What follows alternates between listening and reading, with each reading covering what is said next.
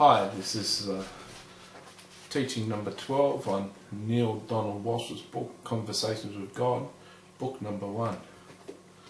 We're talking about prayer from about teaching number 9 to now. The subject has been prayer. Neale goes on to say, when you say that a prayer is a statement of what is so, are you saying God does nothing?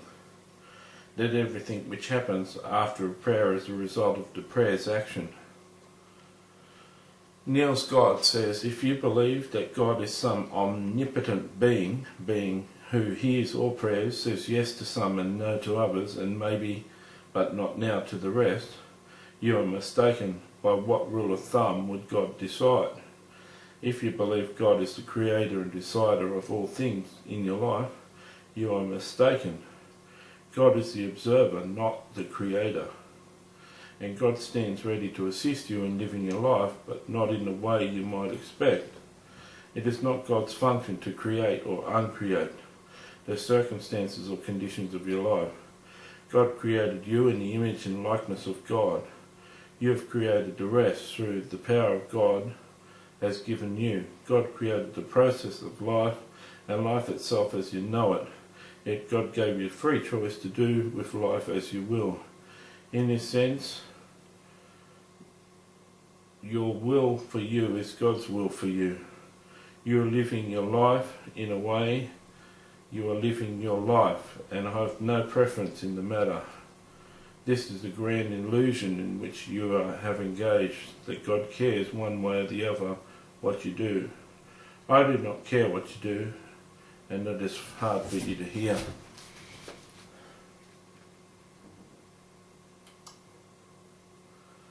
Once again, Neale's God has made me angry. Once again, I'm very, very unhappy with what Neale's God has had to say. God does say yes to some prayers. God does say no to some prayers. God does say not now to some prayers.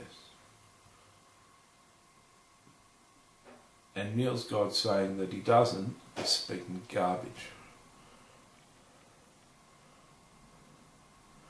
By what rule of thumb would God decide? Neale's God says, by his will, by what is most loving, what is correct for the world, what is right for the world. God acts in love, in restoration, in beauty, in power. They're the sorts of prayers that he answers. Prayers that you can increase your evil empire, go deaf on the ears of God, but Satan can certainly increase your rule of power in the earth.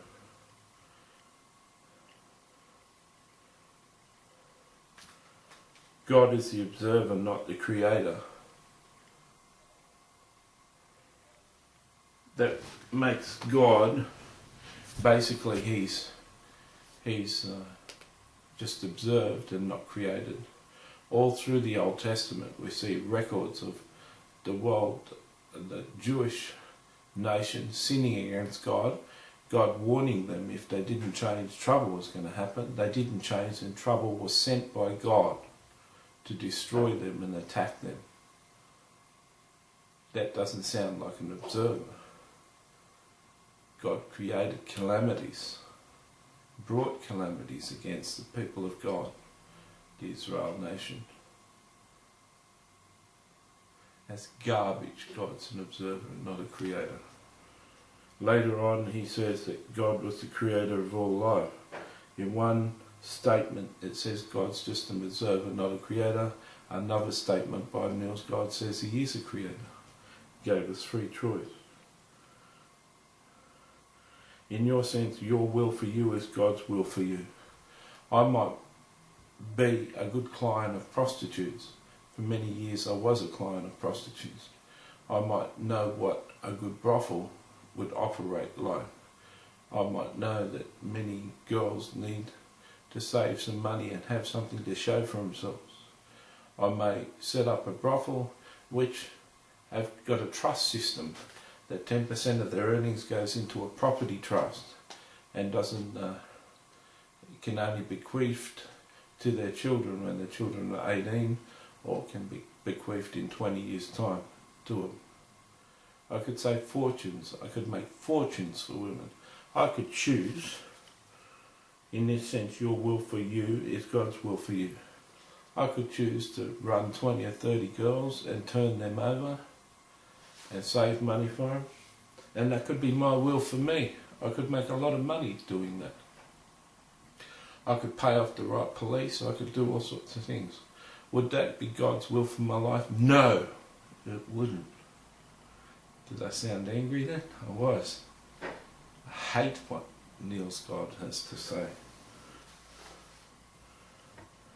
You are living your life the way you are living your life, and I have no preference in the matter.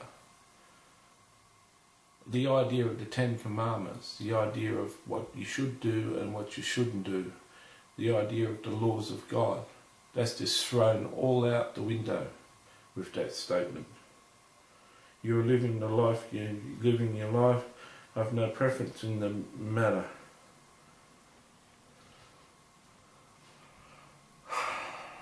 So if I was beating my wife up every night, sexually molesting my son and my daughter, I'm living my life like that, God's got no preference in the matter. What a terrible world this would be if God actually agreed with evils like that.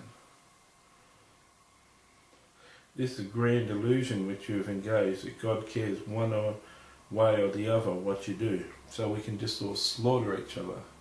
We can go to war in every nation and make heaps of money out of all the nations. That's fine with God. We can kill a third of our babies. We can put genocide. We can invade nations for oil supplies. We can do whatever we like, and God doesn't care. Whatever you want to do, guys, it's fine with me. I do not care what you do, and that's hard for you to hear.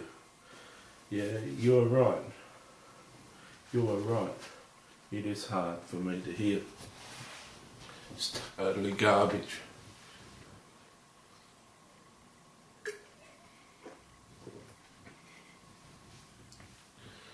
I tell you guys, this is hard to take.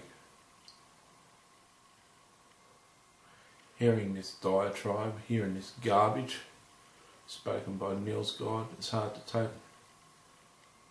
Harder still is to process, edit, compress and upload these videos. For what? Because God told me to do it. I really don't like reading these words. I really don't like talking about this. This isn't something I like to do. It's just something God told me I should do. Why would I record 200 10-minute videos to discredit a book?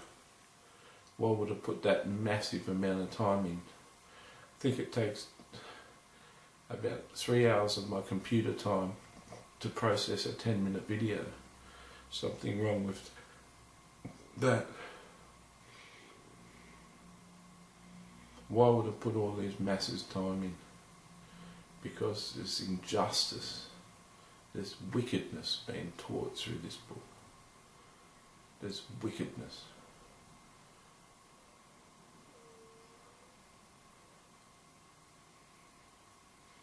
I don't care what you do, Neale's God says.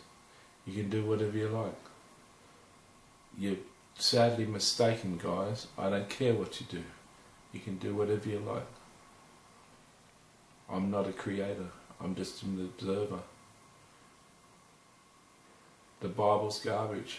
I never had anything to do. I never said what you can do or what you can't do. I don't care what you do. The law of God's thrown out the window. The Bible's thrown out the window. The history of the Israel race as recorded by the Bible with the judgments of God, that's all thrown out the window with that statement. Those statements, that paragraph that we just covered there, that's just thrown so much of the Bible out the window.